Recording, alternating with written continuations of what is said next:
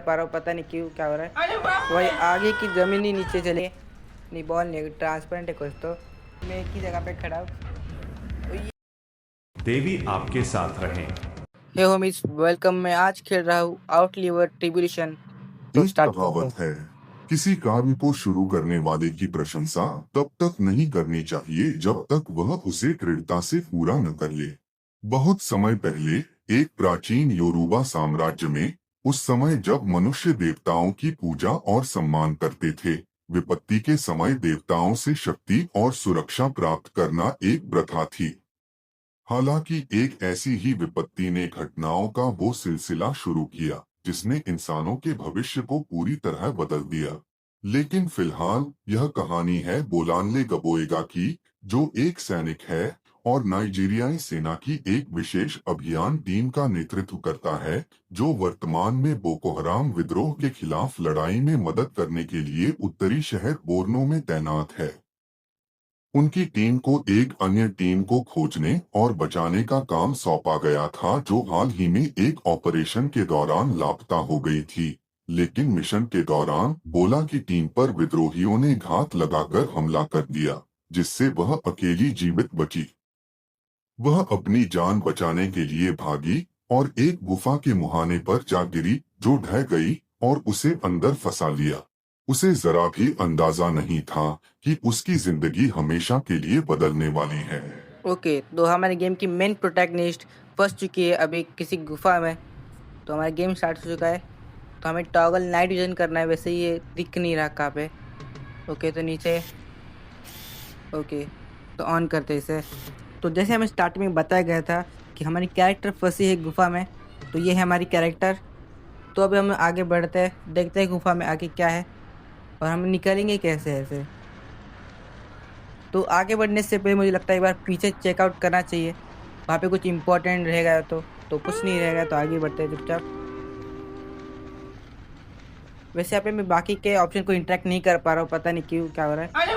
वही आगे की ज़मीन ही नीचे चली गई और मतलब जो भी एंट्रेंस खुली शायद से कोई सीक्रेट। तो फिर से हमें लगता है टॉगल जो मतलब बंद करना है इसे। तो आगे जाते हैं, सामने कुछ तो कैप्सूल जैसा दिख रहा है। तो एक बार इसमें चेकआउट करते क्या है। वैसे पीछे से कुछ इम्पोर्टेंट नहीं है, तो आगे ही बढ़ते हैं। क्या हुआ? ओके, तो अंदर जाना था। तो हम आ चुके हैं नई जगह पे, द ओरिएंटेशन। देख के तो लग रहा है ये भी उससे कई गुफा का पार्ट हो सकता है, क्योंकि गुफा से लग रहा है। यहाँ पे एक हैंड करके साइन है, उस पर एक बार क्लिक करके देखते हैं। पर पहले एक बार पीछे देखते हैं क्या पढ़ने का है जो भी है। उस पर तो कुछ लिखा समझ नहीं आ रहा, तो वही क्लिक करते हैं। छोड़ जाने दो, जो भी है। लगता है एंट्रेंस खुलने वाली, वो रेड वाला। इसके लिए हमें कुछ तो रेड कलर के बॉल्स लगेंगे शायद से, जो कि उस गेट पे भी ड्राइंग बनी उसके अभी। और अंदर भी शायद से वही तो नहीं है, गोल कलर का, मतलब गोल शेप का। तो यही पढ़ना पड़ेगा लगता है।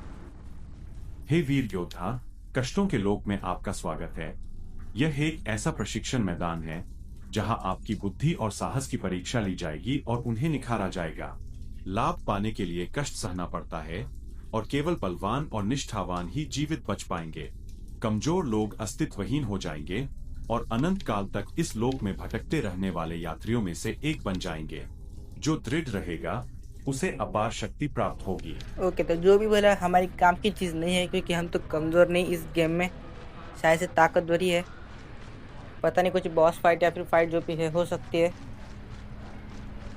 तो आगे भी सेम टू सेम वैसा ही रोड है, मतलब वैसा ही गेट है और रास्ता है जिस पे हैंड का साइन बना है, पर इस पर इंटरेक्ट नहीं कर पा रहा मैं। ओके, तो हो गया।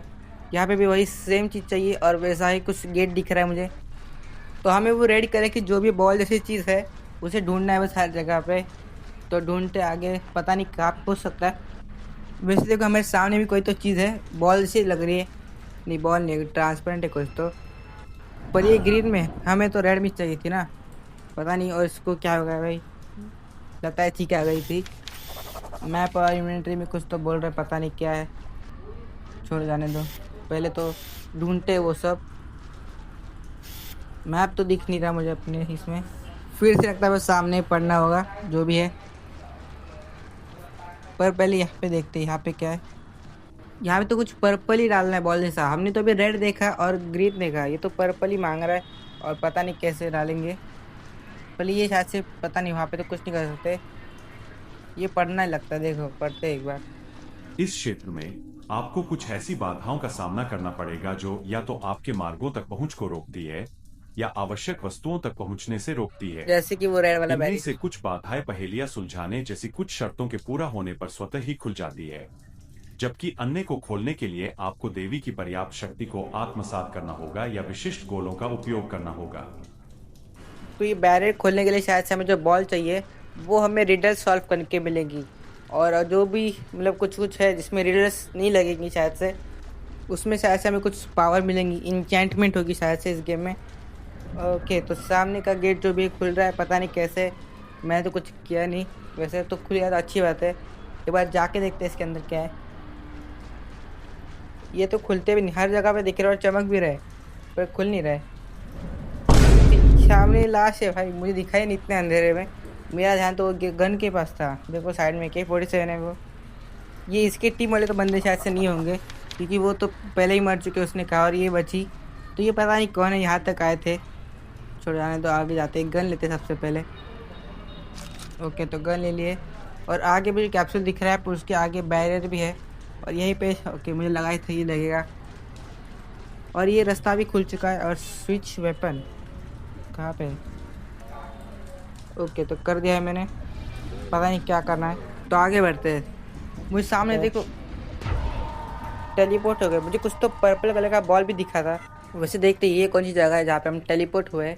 सामने हाथ का एक्शन है, और यहाँ पे कुछ तो लगता है काम की चीज़ है हमारे, वैसे काम की होगी, बट इसमें क्या जैसे लगा था वही है। ये लाल वाले बॉल हर कोई मांग रहा है, पर हमें ही नहीं मिल रहे यार। बहुत समय पहले इलुआरिन सबसे समृद्ध योरूबा राज्यों में से एक था। यह राज्य अपने विशाल संसाधनों, व्यापार और मनोरंजन के लिए प्रसिद्ध था। दूर दूर से लोग इलुआरिन की समृद्धि का लाभ उठाने और व्यापार करने आते थे। यहाँ की मिट्टी से भरपूर भोजन और फसलें, मसाले और पीतल मिलते थे। यह उस समय की बात है जब राजा ओनिबोडे एक छोटे राजकुमार थे। क्या है, हमें सुन रहे इतने देर से, वो क्या हमें एंड तक याद रखना है क्या गेम के? पता नहीं, मतलब सुन तो रहा हूँ, बट अतीत के महान शिकारियों के हथियार से प्रेरित और शक्तिशाली देवी ओरिशा ओया के सार से ओतप्रोत यह हथियार दो प्रकार से चलाया जाता है। इसमें दो फायरिंग मोड है, जिनमें से पहला मोड भारी क्षति पहुंचाने के लिए बहुत अधिक आध्यात्मिक ऊर्जा की आवश्यकता होती है, जबकि दूसरा मोड कम क्षति पहुंचाने के लिए कम ऊर्जा की आवश्यकता होती है। मतलब एल्डर गन नाम की शायद से कोई गन है जिसे चलाने के दो तरीके, मतलब एक ज़्यादा डैमेज देगा और एक कम डैमेज। अच्छा जी। और ये डाइव ऐसा का है ऑप्शन पता क्या? नहीं क्यों आया, एक बार ट्राई करके देखते क्या है। क्या हुआ भाई, इतना डाइव क्यों मारने के लिए बोला? पीछे तो कुछ नहीं हुआ, मुझे लगा जमीन वगैरह फट जाएगी। ये तो लगता है डाइव बटन का इस्तेमाल करना चाहते थे, मतलब हमें बताना चाहते थे कि ये देखो। तो जैसे लगा था वैसे ही है, इंचेंटमेंट जैसा कुछ होगा। तो ये पढ़ते हैं सबसे पहले। रहस्यमय मार्ग और केंद्रीय केंद्र में स्थित वॉरियर एनहांसमेंट पोर्टल आपको अपनी शक्ति और एल्डरगन बताबीजों की प्रभावशीलता बढ़ाने की क्षमता प्रदान करता है। अपनी चुनौतियों में सहायता के लिए इस एनहांसमेंट पोर्टल का यथासंभव उपयोग करें। ओके, तो ये दूसरा वाला भी पढ़ते हैं अभी। रहस्यमय मार्ग और केंद्रीय केंद्र में स्थित वित्तीय अवसर पोर्टल आपको इस क्षेत्र में अपनी प्रगति को सहेजने के साथ साथ अपने स्वास्थ्य को भी बहाल करने की क्षमता प्रदान करता है। हे योद्धा, अपने भविष्य की रक्षा के लिए अपने अतीत को हमेशा याद रखो। अपने लक्ष्य पर ध्यान केंद्रित रखो, क्योंकि अनेक खतरों का सामना करके विजयी होना ही देवताओं के साथ एकात्म एक दूसरे शत्रु बनने का मार्ग है। तो यहाँ पे मतलब हम अपना प्रोग्रेस सेव कर सकते हैं। ओके, तो आगे बढ़ते, पता नहीं क्या हुआ, दबाया तो है भाई दूसरी बार, पता नहीं, बाहर जाके देखते कुछ हो सकता है, गेट वगैरह खुल गया होगा।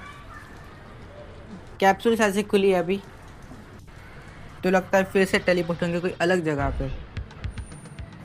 ये तो पता नहीं, कुछ पता नहीं, देखते हैं एक बार क्या पढ़ के।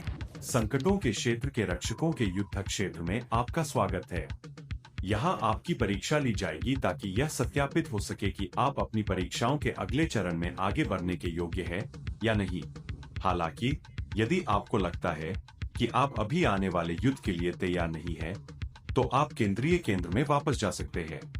पूरी तरह तैयार होने पर आप हमेशा वापस आ सकते हैं। यात्रियों को हराकर अपने कौशल को निखारें और संवर्धन अंक अर्जित करें, जिनका उपयोग आप लाल ओर्ब्स के साथ योद्धा संवर्धन पोर्टल्स पर अपनी क्षमताओं को उन्नत करने के लिए कर सकते हैं। देवी आपके साथ रहें। भाई ने एंडिंग में बोला देवी आपके साथ रहे, मतलब कुछ खतरनाक ही है। और देखो डराने के तो लाश भी दिखा दी कि यहाँ पे बंदा मरा है, पर हम अभी पीछे नहीं जा रहे, हम कंटिन्यू करेंगे। तो देखते हैं क्या होता है।